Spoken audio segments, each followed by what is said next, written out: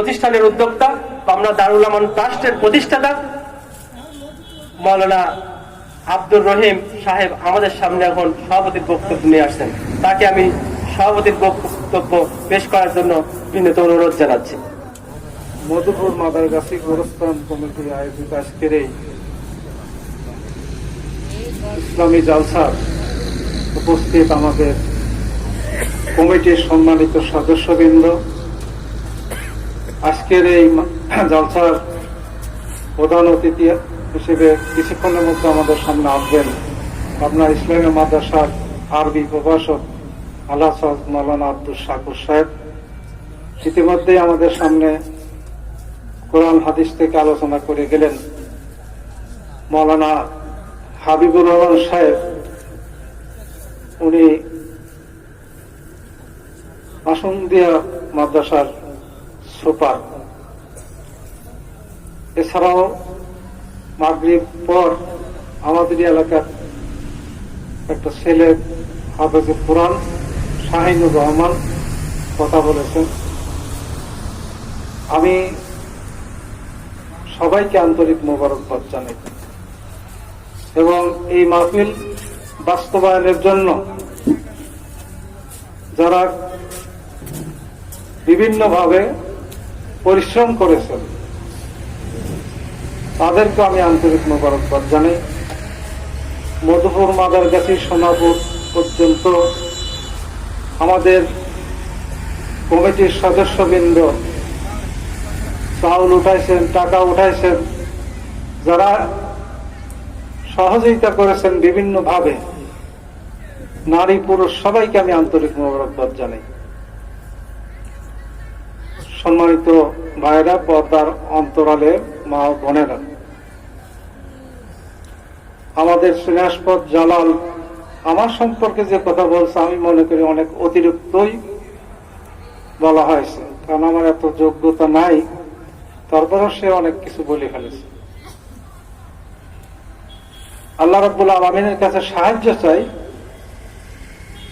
এলাকার উন্নয়নের জন্য। আল্লাহ যেন যে কয়েকদিন বাঁচি কাজ করার তৌফিক দেন। এবং আমি সবচেয়ে বড় উৎসাহ বোধ করি আমার পরম 14 ভাই হযরত মাওলানা ইসহাক সাহেব, যিনি ছাতার মতো আমাদের উপরে ছায়া দান করে আছেন।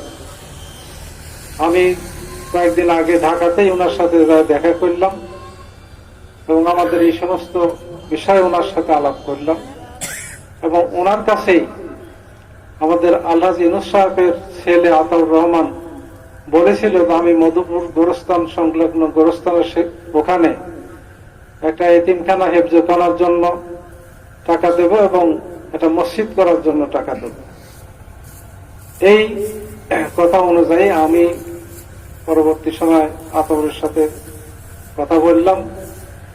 আতর বললে যে কাকা, আপনি এতিমখানা হেফজখানার জন্য 2 লক্ষ টাকা আপনি মনে করলে কালকেই নিয়ে দিতে পারেন, আমি তোমার কাছে থাক, এরপরে 10 লক্ষ টাকা মসজিদের জন্য দেব, সেটাও আপনার সব ব্যবস্থা করা আছে। আমি বললাম না, আমি কমিটির সদস্যদের সাথে এখনো পর্যন্ত এই বিষয়ে কোনো কথাও বলিনি, আমি তাদের সাথে আলাপ করি। ভাইয়ের সাথে তুমি কথা বলেছি, ইনশাল্লাহ এগুলো আমরা বাস্তবায়নের চেষ্টা করব। সম্মানিত উপস্থিতি, আজকে গোরস্থানের জালসা ইতিমধ্যে আমাদের বিশেষ অতিথি বললেন যে গোরস্থান না হলে কবরস্থান বলা সেটাই বেহতর, আমরাও মনে করি ঠিক আছে। এই কবরস্থানের জালসায় আমরা যারা এখানে উপস্থিত আছি, আমাদের পিতা মাতা আত্মীয় স্বজন অনেকেরই এই কবরস্থানে শুয়ে আছেন এবং অনেকেই যারা আসতে পারেন নাই, আসেন নাই, তাদেরও বাপ মা শুয়ে আছেন। আমি সবার রুহের মাগফিরাত কামনা করি। সম্ভবত গত বছরেই আমাদের খন্দকার আব্দুল আদুদ সাহেব, উনি এখানে ছিলেন স্টেজে, কিন্তু আজকে উনি নাই। এরকম অনেকেই এই সময়ের মধ্যে দুনিয়া থেকে চলে গেছেন, এই কবরস্থানে শুয়ে আছেন। আমি সবার জন্য আল্লাহর কাছে তাদের রুহের মাগফিরাত কামনা করি। আল্লাহ তাদের সবাইকে মাফ করুন। আমাদের পিতা মাতা যারা এখানে শুয়ে আছেন তাদেরকে জান্নাতের হকদার করুন। আমাদের প্রধান অতিথি কথা বলবেন, আমি বেশি সময় কি করতে চাই না। নতুন কমিটি হয়েছে। আমি এমনি এখানে জালসা প্রতি বছর সভাপতির দায়িত্ব আমাকে দেওয়া হয়তো আমি দায়িত্ব পালন করতাম। এবছরের 25শে ডিসেম্বর এই কবরস্থানের কমিটি গঠনের জন্য বৈঠক হয়। আমি ছিলাম না, আমি অন্য পাবনার জেলায় ছিলাম না, অন্য জায়গায় ছিলাম। হঠাৎ আকরাম হোসেন মন্ডল আমাকে মোবাইল করে বলতেছে যে আপনাকে আমাদের মধুপুর মাদারগাছির এই কবরস্থানের যে কমিটি ছিল আপনাকে সভাপতি করা হয়েছে। আমার মুখ দিয়ে হঠাৎ বের হয়ে গেল, ইন্না লিল্লাহি ওয়া ইন্না ইলাইহি রাজিউন। আছে আমি বিষয়টা এই কারণেই আমাদের প্রধান অতিথি সাহেব এসে গেছেন, ওনাকে মোবারকবাদ। আমি এই কারণে কথাটা বলতেছিলাম, কোরআনে এটা আয়া আমার পক্ষে কঠিন হয়ে যাচ্ছে। এত দায়িত্ব পালন করার মতো ক্যাপাসিটি আমার নাই। তো যাই হোক, আপনারা ভালো মনে করেছেন, হয়তো আমাকে দায়িত্ব দিচ্ছেন। আকরাম সেক্রেটারি আছে, আমাদের বাকি বোধহয় সহসভাপতি না। এরপর আছে জামাল উদ্দিন বকুল, যিনি আগে সভাপতি ছিলেন, তাকে এবারে এই কমিটির সহসভাপতি করা হয়েছে। আমি এটাও বললাম যে একজনকে সভাপতির থেকে বাদ দিয়ে আপনারা সহসভাপতি বানায় আমাকে ওই জায়গায় দিলেন, এটা তো আসলে যুক্তিযুক্ত হইল। যাই হোক, এখন এই কমিটির প্রধান প্রধান দায়িত্ব আমাদের যারা আছেন, জাল হলো আমাদের ক্যাশিয়ার, না ক্যাশিয়ার, আমাদের ইউনুস হাদি সাহেব ক্যাশিয়ার, জালাল সহ সেক্রেটারি, এরকম একটা কমিটি করা হয়েছে। আমি গত 20শে জানুয়ারি কমিটির প্রথম বৈঠক আহ্বান করলাম এবং এই বৈঠক থেকে 5 বছর মেয়াদী এই কমিটি কার্যকরী থাকবে। এই সময়ের মধ্যে আপনাদের খেদমতে আমি কথাগুলো বলতে চাই। আমাদের পরিকল্পনা, আমাদের আতর যে টাকাটা দিচ্ছে, গত 5 দিন সে আমার হাতে 50,000 টাকা প্রথম তুলে দিল, আর আজকে আরো 50,000 টাকা সে এখানে এসে নিজেই দিয়ে গেল। আর আপনারা যারা এখানে উপস্থিত ছিলেন, আমাদের মৌলানা ইসহাক সাহেবকে সরাসরি ওনার সাথে যোগাযোগ করে মোবাইলের মাধ্যমে আমরা কিছু কথা ওনার করলাম, শোনানোর চেষ্টা করলাম। উনি আপনাদের সবাইকে সালাম জানাইছেন, উনি দোয়া করছেন এবং আতাউর সাথেও কথা হয়েছে। আতাউরকেও উনি অনেক দোয়া করেছেন যে দেখো তুমি চেষ্টা করো, তুমি চেষ্টা করলে আমাদের এই সমস্ত কাজে যথেষ্ট পরিমাণে সহযোগিতা করতে পারবে। আমরাও দোয়া করি আতাউর সহ আরো যারা আমাদের এই সকল কাজের সহযোগিতার জন্য আগায় আসছেন, আল্লাহ রাব্বুল আলামিন তাদের এই দানগুলোকে কবুল করুক, এর বরকতে যেন আমরা আগায় যেতে পারি। এবং এখানেই আমাদের হাকিম সাহেবের ছেলে জালাল উদ্দিন একটা টিউবওয়েল, সাবমার্সিবল টিউবওয়েল, কত খরচ করতে পারে? 15,000, ন্যূনতম 15,000 টাকা লাগবে।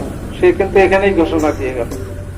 আমি উপলব্ধি করতেছি আল্লাহ পাক হয়তোবা এই কাজগুলো উনি তার কুদরতি সহযোগিতায় আঞ্জাম দেওয়ার ব্যবস্থা করবেন গায়বী মদত থেকে, এটা আমার উপলব্ধি। আর আপনারা এলাকাবাসী যদি আগায় আসেন, ইনশাল্লাহ কোনোটা ঠেকে থাকবে না। আমি এতটুকু বলতে চাই, যেটা জালাল বলল, আমাদের হাকিম জামালউদ্দিন সাহেব ওইখানে ওই পাশের ছিল একটা ঘোনা মতো ছিল, আমরা দেখলাম 12 হাত উত্তর দক্ষিণ লম্বা, না, আর 11 হাত পূব পশ্চিম লম্বা, তাতে প্রায় 1% মতো জমি হয়। মানে 8% বেশি, 1% কম।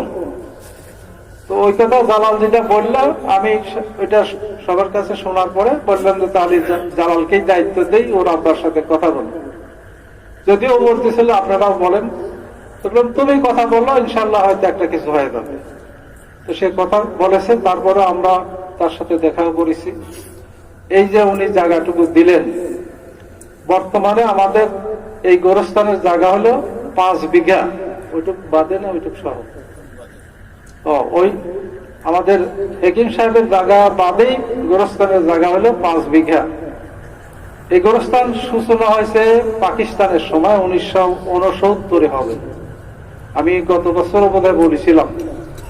আমার চাচা, মরহুম চাচা মৌলানা ইসাক সাহেবের আব্বা, উনি 1 বিঘা জমি দিয়ে এই গোরস্থানের শুরু করেছিলেন।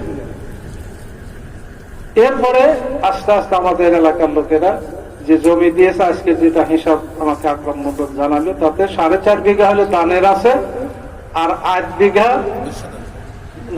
20% মাদারগাছি ওনারা 20% কিনে এই গোরস্থানের সাথে ওনারাও একীভূতি হয়েছেন। মানে আমরা এখন 2 গ্রামের লোকেরা মধুপুর মাদারগাছি মিলে এই গোরস্থান চালাচ্ছি। আর আমাদের হেকিম সাহেবের আরো এই জমিটুকু এর সাথে এক হয়ে গেল। তাহলে এখন 5 বিঘেরও কিছু উপরে চলে গেছে। এই যে আমাদের দানের মাধ্যমে এতটুকু আসছে, আমরা সেদিন ওইখানে এতিমখানা এবং হেফজখানা মসজিদ করার জন্যই করলাম। আপনারা মনে করেন না আবার এই মোরের মসজিদ বোধহয় আমরা বাদ দিয়ে দিলাম, তা কিন্তু না। বিষয়টা হলো, ওখানে যেহেতু এতিমখানা হবে, হেফজখানা হবে, ওখানে ছাত্ররা থাকবে, শিক্ষক থাকবে, তাহলে তাদের ওখানেই নামাজের ব্যবস্থা থাকতে হবে। এবং আমি গত জালসায় মনে হয় বলেছি, বা মসজিদে সেদিন বলছিলাম, আমাদের মৌলানা ইসাক সাহেবের বড় জামাই মৌলানা আব্দুল সামাদ সাহেবদের যে গ্যাসের পাম্প ওনারা ওখানে করেছেন, ওইখান থেকে শুরু করে আমার মনে হয় যে খুব বেশি দিন লাগবে না, এই পুরা এলাকার মধ্যে ব্যবসা প্রতিষ্ঠান, শিক্ষা প্রতিষ্ঠান বা অন্যান্য কিছু হয়ে যেতে পারে। আপনারা দোয়া করেন, ইনশাআল্লাহ থেকে থাকবে না। তাহলে ওখানে মসজিদ একটা পর্যায়ে লাগবেই। এজন্য আতাউর যেটা তার সহযোগিতা দিচ্ছে, প্রথমে 10 লক্ষ টাকা দিয়ে মসজিদে, আমরা এই জন্য সিদ্ধান্ত নিয়েছি যে ওখানে আলাদা আর একটা মসজিদ হবে, আর আমাদের বাজার মসজিদ এটাও ইনশাল্লাহ হবে। তো ওইখানে আমাদের যে জায়গা এই কাজের জন্য, সেটা হলো আগে 23% না, আর 23% ছিল এই পশ্চিম দিকে, আর ওই সাথে আমাদের হেকিম সাহেবের আরো 0.5% বেশি আসি যোগ হচ্ছে, প্রায় 24% কাছে। আমরা যদি চেষ্টা করি তাহলে ভবিষ্যতে হয়তো আরো জায়গা লাগবে বা বাড়াতেও পারবে। আর মসজিদের ক্ষেত্রে আমি কমিটির সদস্যবৃন্দকে বলেছি, দেখেন মসজিদের জন্য একটা বিষয় আমাদের খেয়াল রাখতে হবে। মসজিদের জন্য যে জায়গাটা রাখবো, এটাকে একটু চিন্তা ভাবনার বিষয় আছে। সেটা হলে এই বিশ্ব রোড, এটা কিন্তু এক সময় 4 স্তরের রাস্তা হবে। এই যে এখানে আমাদের বসে আছি, বলা যায় না আমাদের বসা পর্যন্ত রাস্তা চলে আসতে পারে। তাহলে গোরস্থানের ওখানেও একই অবস্থা দাঁড়াবে, মসজিদের জায়গা তখন ঘাটিয়ে যাবে। এই জন্য মসজিদের জায়গা আমরা একটু, মসজিদ যাতে কোনো সমস্যা না হয় ভবিষ্যতে, সে চিন্তা করি আমাদের কাজটা করতে হবে। এভাবে আমরা আগানোর চেষ্টা করতেছি। তো এখন 40 হাত একটা ঘর চিন্তা হয়েছে, সিদ্ধান্ত হয়েছে এতিম এবং যারা হেফজখানায় করবে তাদের জন্য। আর অবশিষ্ট 10 ফিট 12 ফিট যাই লাগুক, তাদের বাথরুম টয়লেট এটা করতে হবে। এরপরে তার উত্তরে মসজিদ হবে। এটা হলো পরিকল্পনা এবং কাজ শুরু হয়েছে ইনশাল্লাহ, আলহামদুলিল্লাহ। এই কাজ অল্প দিনের মধ্যে ইনশাল্লাহ আমরা সমাপ্ত করব। সিদ্ধান্ত হয়েছে 31শে মার্চের মধ্যে এটা আমরা শেষ করব। আর রোজার মধ্যে সাধারণত হেফজখানার সবকটা দেওয়া হয় রোজার মাসে। আমরা মৌলানা ইসাক সাহেবের সাথে কথা বলছি, উনি আজকেও এ ব্যাপারে কথা বললেন আমাকে, যে উনি ওনাকে দিয়ে আমরা এই হেফজখানার ছাত্রদের সবক শুরু করাবো বা উদ্বোধন করাবো ইনশাআল্লাহ। আমরা দোয়া করি আল্লাহ রাব্বুল আলামিন ওনাকে সুস্থ রাখুক, এবং আমাদের এই কাজের শুভ সূচনা যাতে ওনার মাধ্যমে করতে পারি সেই তৌফিক আল্লাহ পাক ওনাকে দিক, এটা আমরা আশা করি। তাহলে এটা আমাদের চেষ্টা যে এই 31শে মার্চের মধ্যে ঘরটা আমরা শেষ করব। মসজিদটা একটু সময় লাগলেও এই তাদের ছাত্রদের যাতে ক্লাস শুরু করা যায় সে ব্যবস্থা করব ইনশাআল্লাহ। আর মৌলানা ইসহাক সাহেবের পক্ষ থেকে এটাও বলা হয়েছে যে তোমরা এতিমদের যে বাথরুম হবে, এতিমদের গার্জিয়ানরা আসে যদি দেখে, এটা যেন তারা মনে না করে যে এতিমদেরকে এতিমের মতোই রাখা হয়েছে, বাথরুম যেন টিপটপ থাকে, স্বাস্থ্যসম্মত হয়। সবকিছু মিলে আমাদের চিন্তা ভাবনা এই প্রকৃতি। আরো আমাদের চিন্তা, যাদেরকে এখানে হাফেজ আল্লাহ যদি করার তৌফিক দেন, এই গতানুগতিক হাফেজ যাতে এখানে সৃষ্টি না হয়, এই হাফেজরা একদিক থেকে কোরআনের হাফেজ হবে, আর একদিক থেকে তারা কোরআনের এই হাফেজের হওয়ার সাথে সাথে একজন হাফেজ তার যোগ্যতার মাধ্যম দিয়ে এই এলাকার নয় শুধু দেশের বিভিন্ন জায়গায় যাতে দিনের খেদমত করার মতো যোগ্য হাফেজ হয়ে কাজ করতে পারে, ভূমিকা রাখতে পারে, আল্লাহ যেন সেই তৌফিক দান করে। এবং আজকের সময় এটা একটা আন্তর্জাতিকতার যুগ। আপনারা লক্ষ্য করে থাকবেন বাংলাদেশের হাফেজরাও কিন্তু আন্তর্জাতিক পর্যায়ে ক্রীড়া প্রতিযোগিতায় প্রথম দ্বিতীয় এরকম স্থান অধিকার করতেছে। আমি আপনাদের কাছে বলবো, দোয়া করেন না এইখানে যে হাফেজ তৈরি হবে তারা যেন বিশ্বমানের হাফেজ তৈরি হয়, আল্লাহ যেন সেই যোগ্যতা তাদেরকে দেয়। আমরা আর 5-10টা হেফজখানার মতো যাতে হাফেজ না হয়, আমাদের হাফেজরা যাতে আপনাদের এই সহযোগিতার লালিত পালিত হয়ে আপনাদের মুখ উজ্জ্বল করতে পারে। আর আমাদের এটাই চিন্তা যে গোরস্থানের সাথে কবরস্থানের সাথে বাংলাদেশের অনেক জায়গাতেই হেফজখানা আছে, দিনখানা আছে। এটা এই জন্যই আমরা মনে করি যে আমাদের এই গোরস্থানে যারা কবরস্থানে যারা শুয়ে আছেন, বা আমরাও আল্লাহ হয়তো আমাদেরকে এখানেই রাখবেন, এখানে কোরআনের হেফজ হবে, তারা তো দোয়া করবে, তাদের দোয়া আমাদের জন্য ওটাই নাজাতের ওসিলা হবে ইনশাআল্লাহ।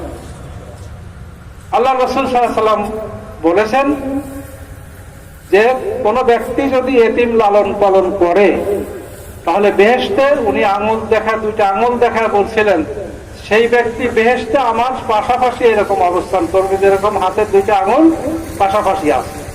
সুবহানাল্লাহ। এরপরে আল্লাহ রাসূল বলেছেন যদি কেউ এতিমের মাথায় হাত বুলায়, তার হাতে যতটি চুল স্পর্শ হয় মাথার, অত পরিমাণে তার আমলনামায় সওয়াব লেখা হয়। সুবহানাল্লাহ। তাহলে এটা কিন্তু যেমন তেমন বিষয় না। আমরা নিঃসন্দেহে এই সমস্ত বিষয় নিয়ে চিন্তা করি। দুনিয়ায় ক্ষণস্থায়ী জায়গা, ওই কবরস্থান হলো আমাদের আসল জায়গা। সেইখানে যদি শান্তি নিরাপত্তা পাই, ওটাই হলো আসল। তা আসেন, আমি প্রধান আমাদের মেহমানকে বসায় রেখে আমার কথা বলাটা অনুচিত, তারপরেও যেহেতু আপনারা এই মাহফিলের মাধ্যম দিয়ে আজকের একটা উৎসুক রয়েছে যে এখানে মসজিদ, আবার ওখানে আর এক মসজিদ, ওইখানে এতিমখানা হেফজখানা, এটা হবে কি হবে না ইত্যাদি নানান ধরনের প্রশ্ন ঘুরপাক খাইতে পারে। এই বিষয়গুলো একটু পরিষ্কার করার জন্যই আমি আপনাদের খেদমতে কথা বললাম। তো এখন আমাদের প্রধান অতিথি কথা বলবেন। বিষয়টা আপনাদের খুব ঠান্ডা মাথায় চিন্তা ভাবনা করিয়ে করবেন, দোয়া করেন আগামী রমজানের জন্য মৌলানা ইসহাক সাহেবের মাধ্যমে আমাদের এই হেফজখানার ছাত্রদেরকে সবক দেওয়ার ব্যবস্থা আমরা করতে পারি, সেই তৌফিক আল্লাহ যেন আমাদেরকে ইনায়েত করেন। আখির দাওয়ানা আলহামদুলিল্লাহ। সবাইকে